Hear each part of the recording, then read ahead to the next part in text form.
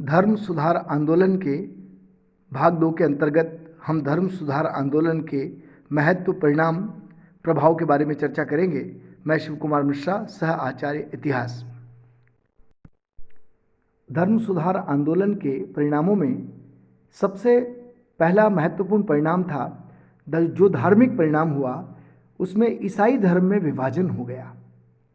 ईसाई धर्म में मुख्य रूप से कट्टर कैथोलिक धर्म एवं प्रोटेस्टेंट मत दो प्रमुख मत थे जिनमें विभाजन हुआ। ईसाई एकता का अंत हो गया। कैथोलिकों के विरुद्ध जो सुधारवादी आंदोलन चला था वही प्रोटेस्टेंट मत कहलाया था। प्रोटेस्टेंट वादियों या सुधारवादियों ने कैथोलिक चर्च से नाता तोड़ दिया और यूरोप के विभिन्न हिस्सों में विभिन्न मत या धर्म फैला।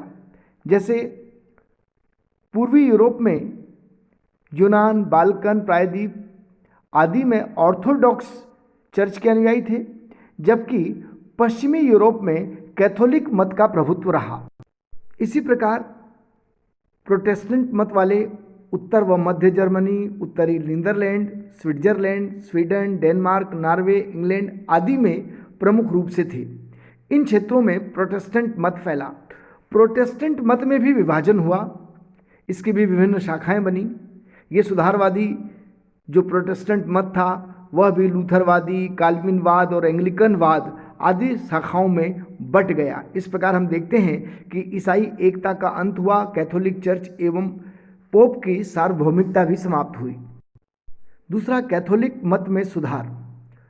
प्रोटेस्टेंट मत या सुधारवादी आंदोलन के परिणाम स्वरूप कैथोलिकों को लगा कि उनके मत में भी, उनके धर्म में भी सुधार करना चाहिए, क्योंकि लोग धीरे धीरे प्राचीन कैथोलिक मत को छोड़कर प्रोटेस्टेंटवादी बनते चले जा रहे थे। इस कारण कैथोलिक चर्च के संगठन में भी सुधार की आवश्यकता महसूस हुई और कैथोलिक विचार के लोगों ने भी अपने धर्म को बचाने के लिए उसमें कुछ सुधार किए। कैथोलिक मत में जो सुधारवादी आंदोलन को अपनाया गया वह प्रतिवादी धर्म सुधार कहलाया। विशेषकर पोप पॉल तृतीय के समय इसमें सुधार हुए। कैथोलिक मत में सुधार के अंतर्गत जेसुइट संघ की स्थापना, टेंट काउंसिल की स्थापना, धार्मिक न्यायालयों की स्थापना आदि महत्वपूर्ण कार्य थे। जैसे अगर संक्षिप्त में हम देखें तो जेसुइट संघ स्पेन के निवासी इग्नेशियस लायोला ने 1534 ईस्वी में स्थापित किया था, जो उस समय जीसस समाज के रूप में जाना जाता था। यानी इसकी स्थापना जीसस समाज के रूप में हुई थी। इसके सदस्य जेसुइट कहलाते थे। जेसुइट संघ के सदस्यों को पवित्रता और अनुशासन का जीवन जीना पड़ता था। उन्हें पोप के प्रति समर्पित रहना पड़ता था। लोयोला ने पोपशाही के माध्यम से ही कैथोलिक चर्च के पुनरुत्थान का प्रयास किया। कैथोलिक मत में सुधार के लिए टेंट काउंसिल भी एक महत्वपूर्ण संस्था थी। इटली के टेंट नगर में 1545 में चर्च की एक परिषद टेंट आयोजित की गई। यह समय समय पर लगभग 18 वर्षों तक चली। इसमें जो निर्णय लिए गए उसने चर्च में व्याप्त भ्रष्टाचार को मिटाने में महत्वपूर्ण भूमिका निभाई। इसके निर्णयों में कुछ प्रमुख थे, जैसे कि चर्च में व्याप्त भ्रष्टाचार और विलासिता का अंत किया जाए, चर्च में पदों की बिक्री बंद की जाए, पाप मोचन पत्रों का दुरुपयोग बंद किया जाए, बाइबिल के लैटिन अनुवाद को ही मान्य घोषित किया जाए। इसने कुछ अन्य बातें भी कही, जैसे टेंट काउंसिल में ईसाइयों के सप्त संस्कारों का पालन हो, धार्मिक मामलों में पोप का निर्णय माना जाए। कुछ पुस्तकें जिनमें प्रोटेस्टेंट मत की पुस्तकें भी थी वो निषिद्ध घोषित कर दी गई। मठों, चर्चों, पाठशालाओं में कैथोलिक धर्म की शिक्षा की बात की गई। सभी बिशपों को अपने कर्तव्यों का निष्ठापूर्वक निर्वाह करने के आदेश दिए गए। पादरियों के प्रशिक्षण की व्यवस्था की बात की गई। यह भी कहा गया कि जहाँ तक संभव हो जन भाषा में ही उपदेश दिए जाएं और पादरियों के लिए विशेषकर कहा गया कि वे कठोर और संयमित जीवन जिएं। इस प्रकार टेंट परिषद के माध्यम से पोप को कैथोलिक धर्म का प्रधान माना गया और पादरियों और धार्मिक वर्ग को संयमित जीवन जीने की सलाह दी गई, या संयमित जीवन जीने, नैतिकता और पवित्रता की पुनर्स्थापना करने की बात की गई, जिससे कि कैथोलिक मत का प्रचार हो सके। धार्मिक न्यायालयों ने भी कैथोलिक मत के प्रचार में महत्वपूर्ण भूमिका निभाई। कैथोलिक न्यायालयों की स्थापना वैसे तो पोप पॉल तृतीय के समय 1452 में मानी जाती है और इसका मुख्य कार्य था कैथोलिक धर्म के विरोधियों को कुचलना। इस न्यायालय ने प्रोटेस्टेंटों के विरुद्ध कठोर कदम उठाए। हालांकि यह न्यायालय कैथोलिक चर्च के प्रचार में अवश्य सफल हुआ, किंतु इसने बाद में कैथोलिक चर्च को बदनाम भी किया।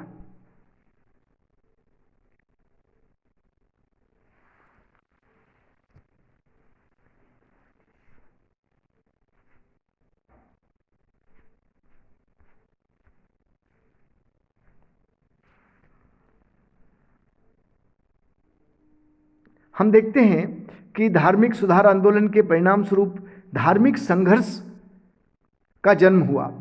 कैथोलिक और प्रोटेस्टेंट दोनों में विरोधी मत थे। प्रोटेस्टेंट मत का उदय का विरोध कैथोलिकों ने किया। हालांकि इनमें समझौता करवाने के लिए ऑक्सबर्ग में संधि हुई, जिसमें सम्राट फर्डिनेंड और जर्मन प्रोटेस्टेंटों के बीच संधि हुई, जिसमें लूथरवाद के रूप में प्रोटेस्टेंटों को मान्यता दे दी गई। किंतु ऑक्सबर्ग की संधि ने भावी संघर्ष के बीज बो दिए। ऑक्सबर्ग की संधि की जो शर्तें थी उसमें से कुछ प्रोटेस्टेंटों को मान्य नहीं थी और कुछ कैथोलिकों को मान्य नहीं थी। इसलिए प्रोटेस्टेंट और कैथोलिकों में आगे आने वाले समय में भी धार्मिक संघर्ष चलता रहा। धर्म सुधार आंदोलन का महत्वपूर्ण परिणाम व्यक्ति की महत्ता के रूप में देखने को मिलता है। व्यक्ति की महत्ता का विकास हुआ। धार्मिक सुधार के परिणाम स्वरूप व्यक्ति के जीवन के सभी क्षेत्रों में, धार्मिक, आर्थिक, सामाजिक जीवन में व्यक्ति का महत्व बढ़ गया। अब व्यक्ति में नैतिक मूल्यों के विकास की बात होने लगी। अब व्यक्ति नैतिक जीवन जीने की ओर प्रेरित हुआ। इसमें राजनीतिक प्रभाव भी पड़ा। राजनीतिक प्रभाव के रूप में हम देखते हैं कि राजाओं की शक्ति में वृद्धि हुई। राजाओं को धार्मिक मामलों में नियंत्रण स्थापित हुआ। जर्मनी, इंग्लैंड, हॉलैंड, स्विट्जरलैंड आदि राज्य के शासकों ने धार्मिक मामलों पर नियंत्रण स्थापित कर लिया। अब दूसरी तरफ प्रोटेस्टेंट आंदोलन को रोकने के लिए कैथोलिकों ने भी अपने शासकों की सहायता की और इन शासकों ने अपनी शक्ति को बढ़ाया, जिनमें स्पेन और पुर्तगाल आदि के राजा प्रमुख थे, जिन्होंने अपने अधिकारों में वृद्धि की। राज्य ने और राजाओं ने चर्च की संपत्ति को जब्त कर लिया, चर्च की भूमि को जब्त कर लिया। अब वो चर्च को अनाधिकृत रूप से कर वसूलने नहीं देते थे।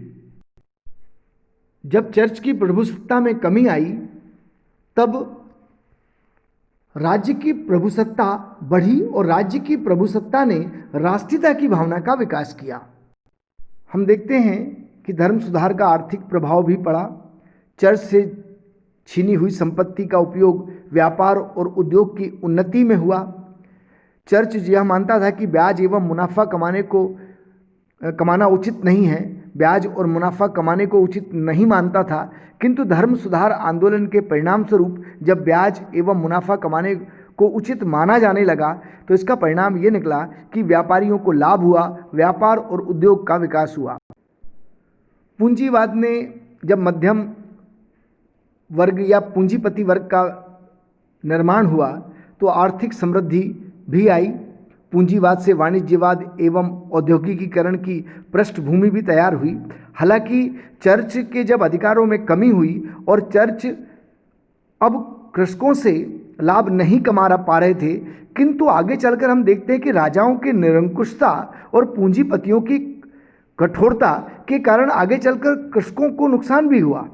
हालांकि इससे लाभ अधिक हुआ, बेकारी की समस्या भी समाप्त होने लगी और चर्च और धार्मिक मठों की संपत्ति का उपयोग राज्य के और व्यक्ति के विकास में होने लगा। धर्म सुधार का सांस्कृतिक प्रभाव भी हुआ। शिक्षा का प्रचार हुआ। शिक्षा अब धर्मनिरपेक्ष हो गई। शिक्षा पर अब चर्च का नियंत्रण नहीं रहा। शिक्षण संस्थाओं पर राज्य का नियंत्रण स्थापित हुआ।